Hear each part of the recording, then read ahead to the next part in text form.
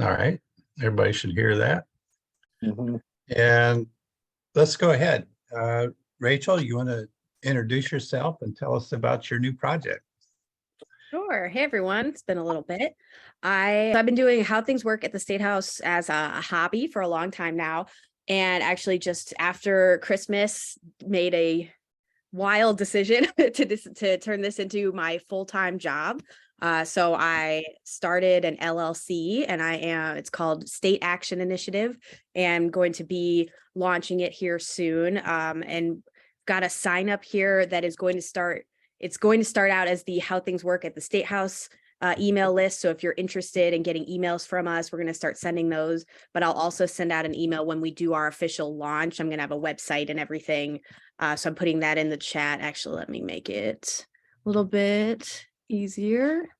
But basically it's going to be an organization that helps anyone who's interested in doing more work at the state level be more effective. So if people have messaging help, if they want to have trainings on state legislative work, if they want help with bill analyses and talking points or figuring out how to get a bill through the legislature, really any work that at the state level that organizations want help with, I'm going to be part of that.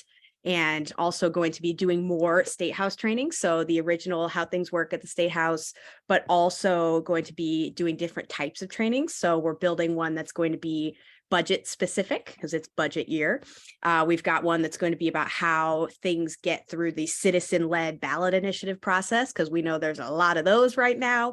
So just want to be able to do more of what has been so much fun to do over the last several years with State House work and building up how things work at the State House. We actually just hit 10,000 members on Facebook, which is amazing. So very excited for this. And if it doesn't work out, then it doesn't work out and I'll get a job. But I figure I have a couple months. I have a couple of months to try it out, see if I can pay my rent. And we'll go from there. But here, I'm just here to answer anyone's questions about lame duck in 2022 or anything happening in 23. Want to answer any questions you all have. Okay. Being the host, I'm going to ask the first question. Go for it.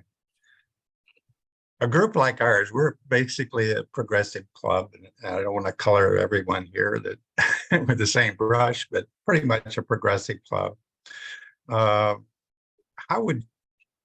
What's our best way, in your opinion, of having an impact on legislation? Well, it's complicated, but basically we have a real shot, especially at getting bills through that are not those hot button issues. So bills that are not in the news all the time, but you have an idea for a way to improve something in the state having to do with something you've experienced in your life or in your job or with a family member. A lot of times legislators will work together on bipartisan things if it's not those big hot button issues. And on the hot button issues, we are really just going to have to be loud, essentially, is the best answer. And it's still shocking to me with the legislative supermajority and its numbers that keep growing, how much power we still have when we get very loud, when we make an issue, especially when it goes viral, when we get national coverage, when we get lots of people calling into the State House. They are still I think they're not used to it. They're uncomfortable with the idea of public pressure and public pushback. And we have been able to stop a shocking number of really bad bills just with a few folks, relatively few folks. And, the example I've been giving this month so far is that last year there were 3 bills that were going to ban books and curriculum in our schools. And we were sure that at least one of those was going to pass. And there was enough pushback and enough articles based on the pushback that we actually ended up not having any of those 3 bills pass. And that was huge and unexpected. And it really is unbelievable how much power we still have, just the small numbers of us. Okay, great. So be loud. Be loud. Yep. All right. And we'll open it up. Any other questions? You want to put your hand up or just raise your hand physically? Do that as well. Yeah, I think I can see everyone. Any questions out here? Yes, Matt. So I realize we have a fair amount of power by being loud on the things that aren't necessarily the hot button issues. But the problem that I see is the hot button issues are the ones that are taking away people's rights. Mm-hmm. So, and I'm sure you see the same thing. So obviously we need to be loud about those things, but is there anything else, aside from beating Republicans that we can possibly do to, kind of preserve some semblance of constitutional rights in Ohio? Well, so there are, I mean, being loud is actually still very effective in those big issues too, although the one that comes to mind immediately, I'm sure you are thinking of this one too, is the voting suppression bill from last year, HB 458, which did end up passing. And, just because of our super minority that we're in, we're not going to win every fight. And it is my coworker, Bethany, she's the one who founded How Things Work with Me. She always used to say that we have 3 goals. Our first goal is to make good things happen. And our second goal, if we can't make good things happen, we have to stop the bad things from happening. And if we can't do either of those, we have to make them look bad while they're doing the bad thing. And I feel like a lot of our work has been creating that memory in the public of the bad things that they're doing, so that more and more people remember who the bad actors are, who are taking rights away. So that we can create that lasting memory. And it's going to be very slow. It's going to take lots more time than we want it to.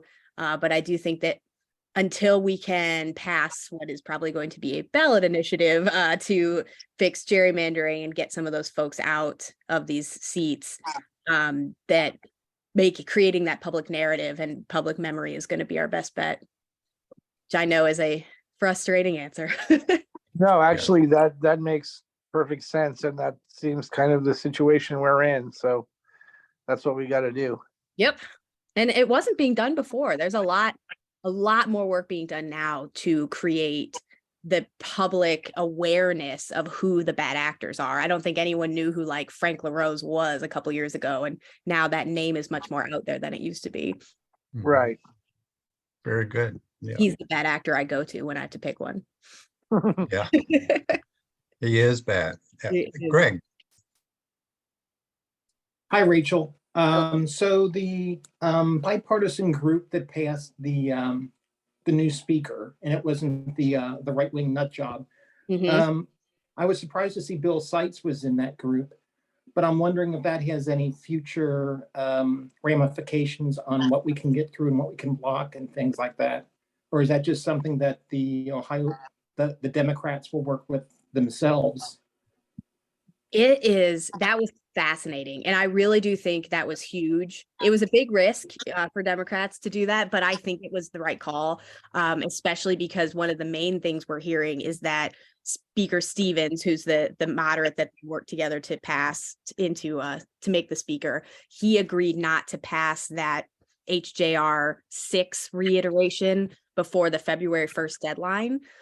So there was thoughts that was going to pass in January really quickly and impact the ballot this year, and it did not. We've already passed that deadline. So that is the rumor is that was one of the deals that he made with Democrats to get their votes to be speaker. But also Derek Marin is very, very far to the right. The guy who was elected, who we thought was going to be speaker, he was already planning to work with the Senate president to pass universal vouchers for schools. We knew that was coming, and now there's a possibility that won't happen. We had been very concerned about some of the things he was going to be working with the Senate president on that we're now kind of more hopeful at least will be slowed down with this more moderate speaker. So I think the Democrats have a lot more negotiating power now than they would have, and they've already stopped at least one bad bill with this move. So it's exciting. I have absolutely no idea what's going to happen with it, but I think it was the right call. Unless, of course, he ends up getting arrested by the FBI, as they are wont to do as the speaker. But we'll hope against that. So I kind of have a follow-up question to that, if I may, Dan. Go ahead, Greg. So like when we were in the Indivisible group, we were always told only call your representative, don't call anyone else because you don't vote for them and you don't have any power. But in the state legislature, like Catherine Ingram says, oh, bother them, call them. And I'm just wondering which is the correct thing to do. So both of those are true in Congress. When you're calling Congress, which is what I think a lot of Indivisible focused on, you absolutely should only call your legislator. They have a computer system in place that will kick you out if you call from a different district, just because they get so many thousands of calls. But at the state legislative level, they're not getting very many calls. Their phones are literally sitting quiet for many hours during the day. So if you call a legislator who's not yours, especially if you call like a committee chair and you say, I'm calling about this bill that I know is in your committee, they understand that. They know why you're calling. They have the capacity and the time to take your call. And they might, they might be kind of snippy with you where they'll ask for your zip code and try and prove that you're not in their district, but they know why you're calling and it still has the same impact.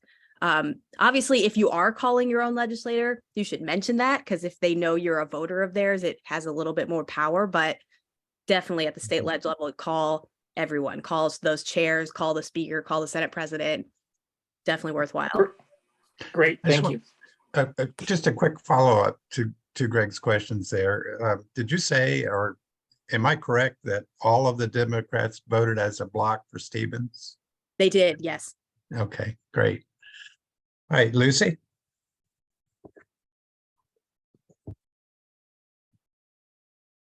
Sorry. Yeah, just as a follow-up to what you were talking about, House Resolution 6. I know that didn't get passed by February to get it on the ballot, but it's still out there, right? It could happen in November that it gets on. Is that right? Yes. So I'm going to put an article in the chat about this. The Marin caucus, which is the far right group of Republicans who they thought Marin was going to be the speaker and is now not.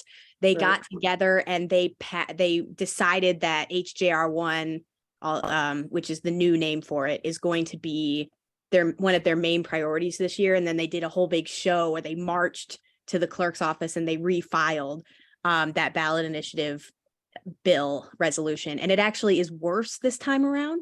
Oh, great. It's not just that you would have to get to 60% to get to make your constitutional amendment into law. It also would require signatures from all 88 counties instead of just 44. And it would, hang on, there's one other piece. It would also eliminate the cure period where organizations can go back in and, let folks know that they messed up something on their ballot or their signature, that kind of thing, to get onto the ballot. So it would add two different, very, very difficult pieces to citizens getting their initiative on the ballot and passed. It requires 88 county signatures from 88 counties. Right now, you only need 44 counties of signatures from 44 counties. What is a signature exactly? So when you are trying to get something on the ballot as a citizen initiative, you have to first collect what is thousands and thousands of signatures from across the state from Ohioans who say that they support even just putting this thing on the ballot for voters. And right now, you only have to get that number of signatures from 44 counties, which is nice because that means you don't have to go into the super rural counties where nobody lives to get those. But this would change that and add the requirement that you have to get them from all of the counties. Is that a percentage of voters from those counties, or? I believe it's still a percent of votes from the people who ran for governor, the percent of people who voted for governor in the last term, but I'd have to check on that. Okay. And I actually interestingly pulled up Gongwer earlier today and was not able to find that HJR1, but I do believe that's what it's going to be called because it was the first joint resolution to be filed in the House this year, but I'm not seeing it up there yet, which is interesting. Okay, great. Julie. Yeah, Rachel, thank you for being here. I subscribe to the Rotunda Insider newsletter as the only way I can follow what's going on in Columbus on the state level. Is there some other source that is better, or is that pretty much? Yes, there's a couple. I'm going to put these in the chat. So there is There's the Ohio Capitol Journal. Is that the one you said you subscribe to? I They do, I it's- do the Rotunda Insider. Yes. Okay. So there's a couple others. So there's the Ohio Capitol Journal, which is it's free and it's a nonprofit news source. They're new in the last couple of years. They're great. There's also the Ohio Capitol Letter, which is through the Plain Dealer. And that is a newsletter that comes pretty regularly. I think it comes every morning. Let me find the sign up for that. There's also the NPR station in Columbus, WOSU, has an Ohio Statehouse news bureau that is literally based out of the State House, and they are very, very good. Right. And I'm going to put those links in the chat. And then beyond that, a lot of what I do is I will follow specific issue organizations.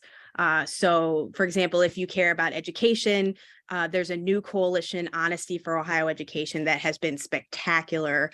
But it really is, if you tell me which issues you care about, I can tell you some kind of groups that are very focused on those, and they can give you updates on bills that are coming out in their issue area. But I'm going to put all of that in the chat so you can just click some links. Thank you. Thank you very much. Elaine. And you're on mute, Elaine.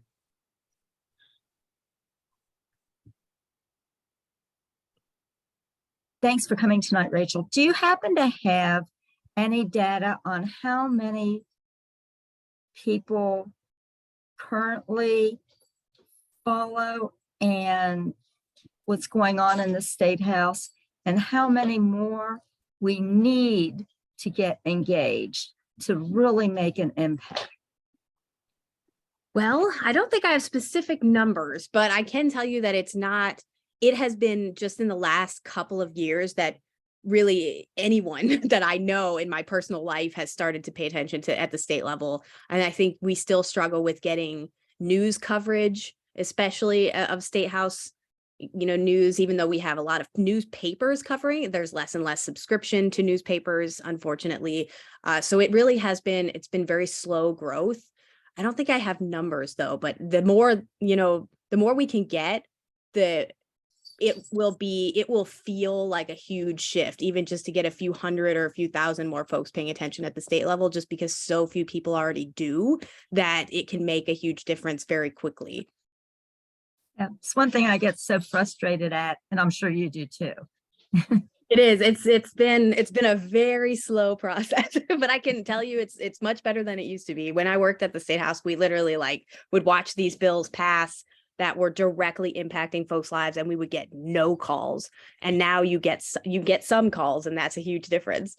Thanks. Great. Very good. Thanks to you. I hope I've helped. Yes, you are. Some other questions. Go ahead, Larry. You're on mute. Hello, Rachel. Hello. My wife and I were reading the Cincinnati Enquirer this morning, and the paper's been doing a great job of keeping the public aware of what's happening with Larry Householder. And I wonder if you have a crystal ball, or if you can predict if he's going to be held accountable for any of his actions.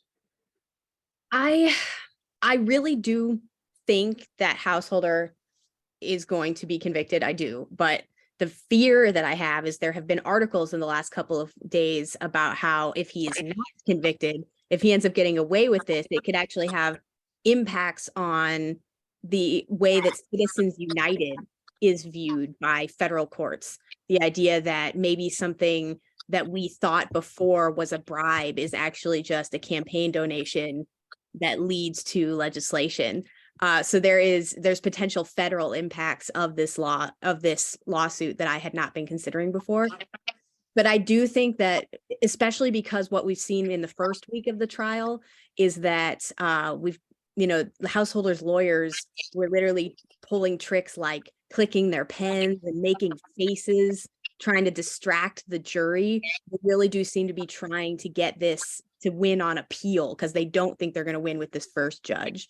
And that is encouraging because the FBI's case is so strong. But you never know. I know I can hardly look at him without thinking that he's just a big bully. But, Oh, yeah. Yeah. Tremendous. Anyone else? You said it may have impact on what's legal based on what? What was the? law? Citizens United. I actually think Citizens- I have an article about that I can send you all, that is about how if this is not a bribe, what is? If this is just a campaign donation that leads to a law and none of it is illegal, is anything under Citizens United going to be illegal? It's a fascinating and terrifying article that I will put in the chat if I can find it here real fast. That's what, is it David Niven? Is he the political, Yes, he's guy? a He was interviewed the other day and he said it basically comes down to like, yeah, we did. His attorneys are probably going to say, yeah, we did it, but it's legal. This is how you do business. So that was kind of sobering. Well, here I found it. It's a Bloomberg article. Article? Yeah.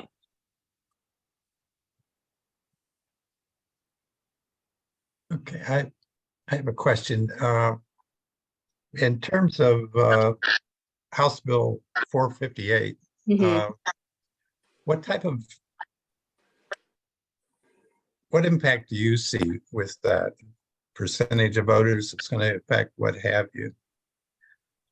It's going to be, I think it's going to be worse than we were expecting. There's a lot of pieces of that bill that nobody has really talked about yet. For example, the restrictions on ballot drop boxes are much more intense than we hear about in the news, because they focus so much on the strict voter ID piece of 458. But one of the worst pieces in my mind is that ballot drop boxes are going to be restricted to only during work hours. So they'll only be able to be used. You'll only be able to drop off your ballot while the Board of Elections itself is open. And the whole point of a drop box is so that folks who are working or have kids or can't get out from 9 to 5 for whatever reason can come in and drop off their ballot on the weekend or at night, and that will no longer be allowed.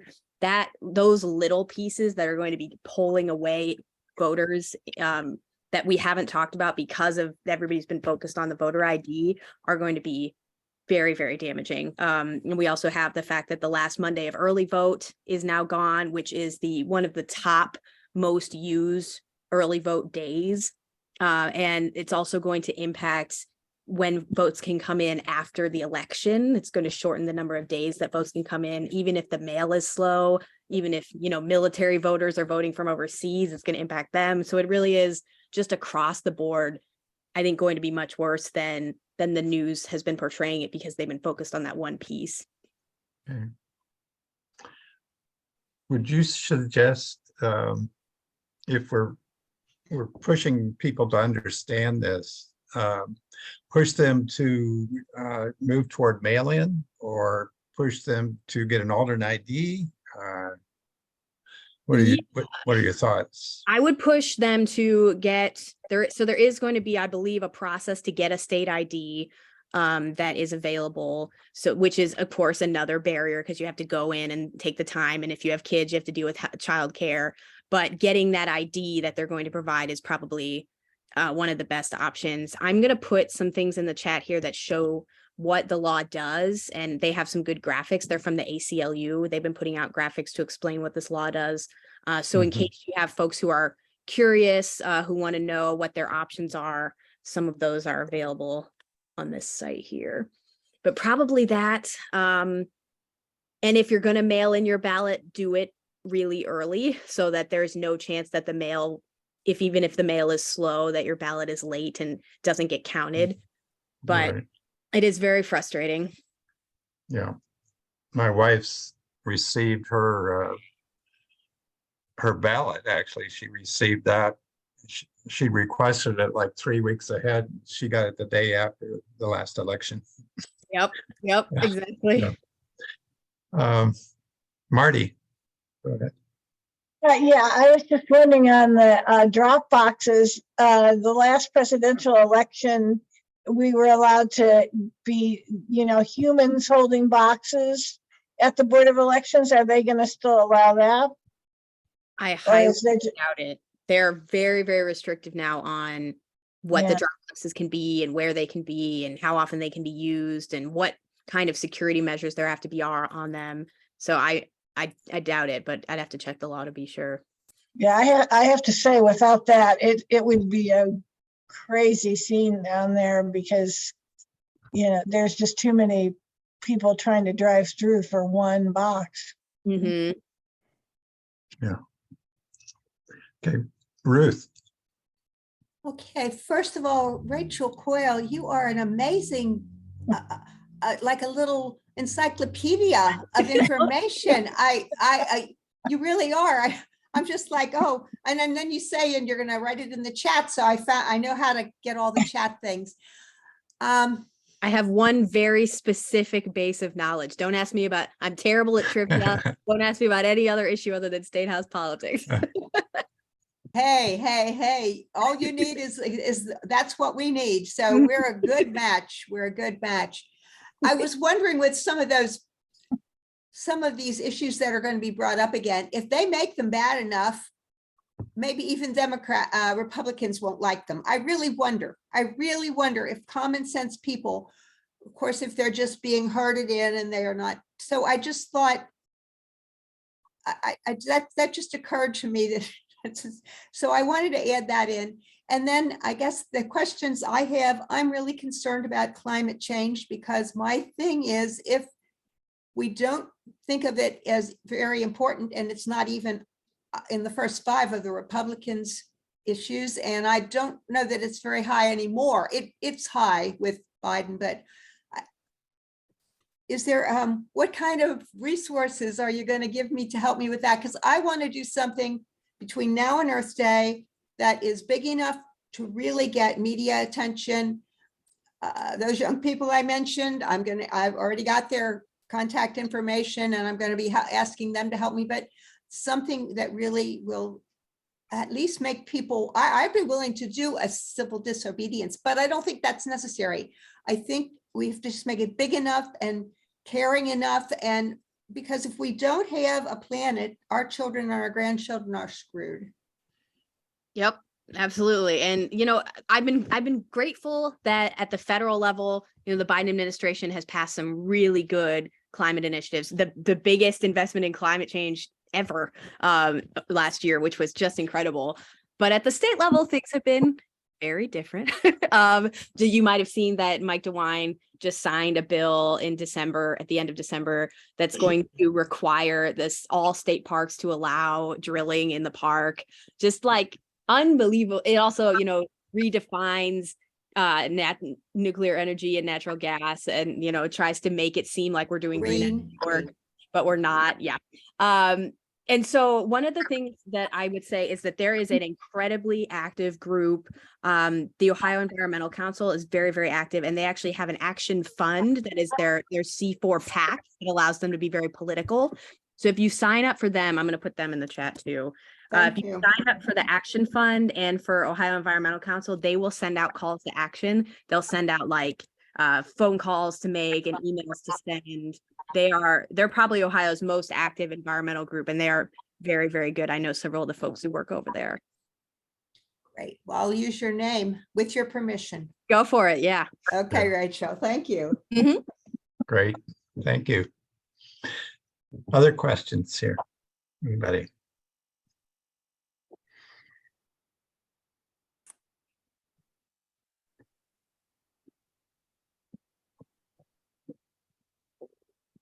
Well, I think we've done it. Here you go. I see Dee. one. I see Dee, another. go ahead. So Rachel, I put a question to you in the chat, but you might not have seen it. I'm with SPAN Ohio, the Single Payer Action Network, and I'm the chair of the lobby group, and we're planning some lobbying actions. And I would like to see if you would do a presentation for us to help us with effective lobbying. Oh, sure. Absolutely. Here, let me put my email in the chat here. Okay, Mark, great. missed your comment. And if anybody doesn't know what SPAN Ohio is, it's Single Payer Action Network. And we are working towards a universal healthcare financing program in Ohio, as about 20 other states are doing. It's an uphill climb in Ohio. But I think there are states that are getting pretty close, like California and maybe Oregon. Colorado's working really hard. And New York. And you've been around a while, right? I've been around a while. I've been in Span for about 15 years, and I've been the coordinator for Southwest Ohio for about 7 or 8 years, I think. And I became the chair. We have a lot of committees going now. We're growing. And I'm now the chair of the Zoom lobby committee. And of course, the last couple of years, we haven't done a lot. We've done Zoom meetings with quite a few of the reps and some senators. But we're going to do a lobby day in April.